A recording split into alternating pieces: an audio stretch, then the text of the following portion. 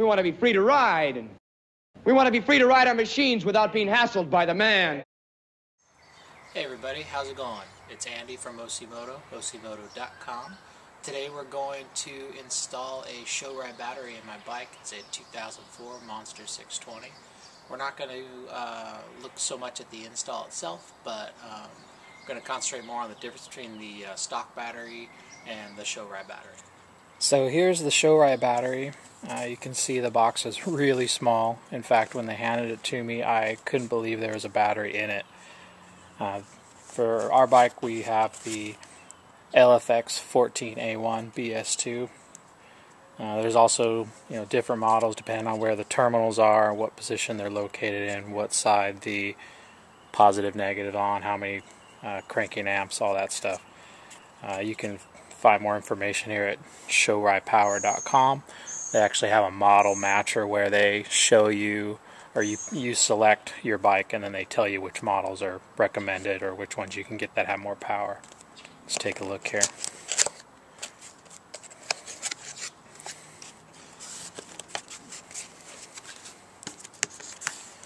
So we got some foam, got some stickers, some screws and bolts for the terminals, and there's our battery.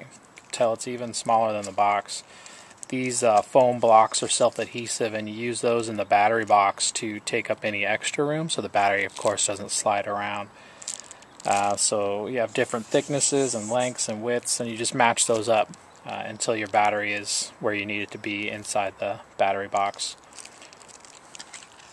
Here's the battery itself. You can tell it's pretty small.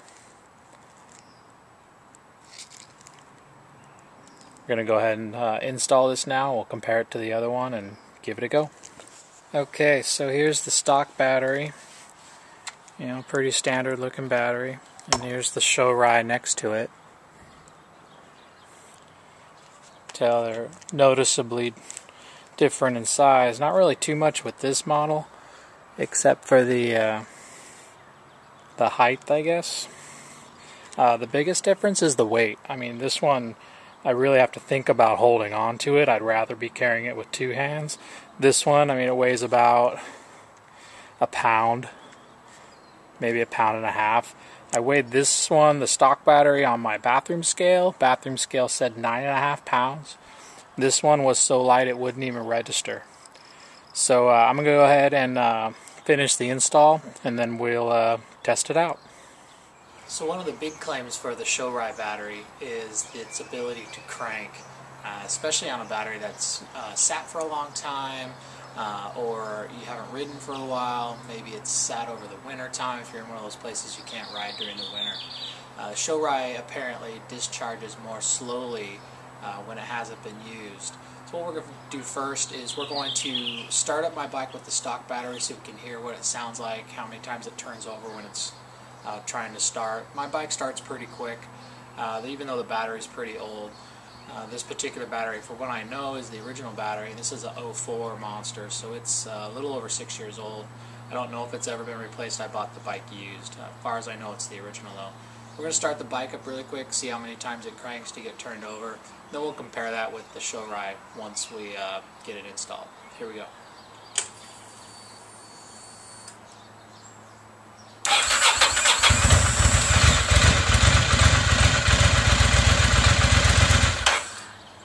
So you can see it starts up pretty quick, just took a couple cranks.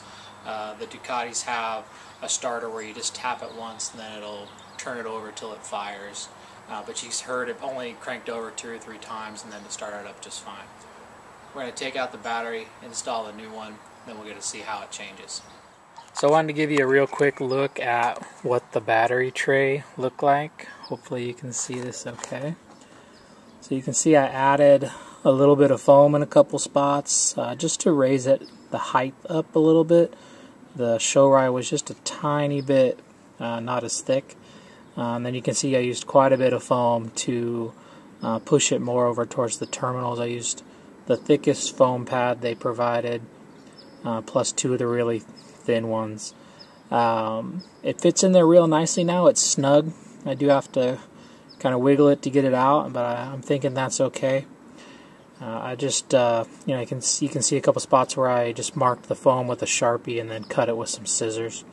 It was pretty easy. It's all self-adhesive. The thick ones are a little harder to cut, but the thin ones were really easy. Okay, gonna finish up. Alright, we got everything buttoned back up.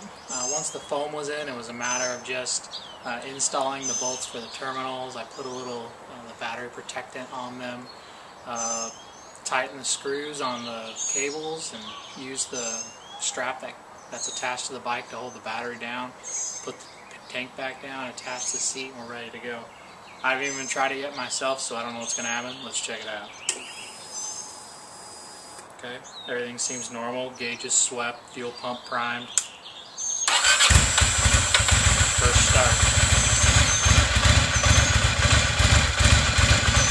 Seems to be running normal. No lights or anything. Just going to turn it off. We're going to try it again here real quick. First crank. Alright, so seems like a pretty good deal. I got that battery from a local place here called Speedhouse, shopspeedhouse.com. Got a great price from them. I was able to will call and didn't even have to pay shipping. It took about 6 days to get, but the battery I had was fine, so I wasn't really needing one right away. Great way for me to lose 6 or 7 pounds off the bike without really having to do any modifications, just replacing a battery. That's an easy deal. Anyway, talk to you next time.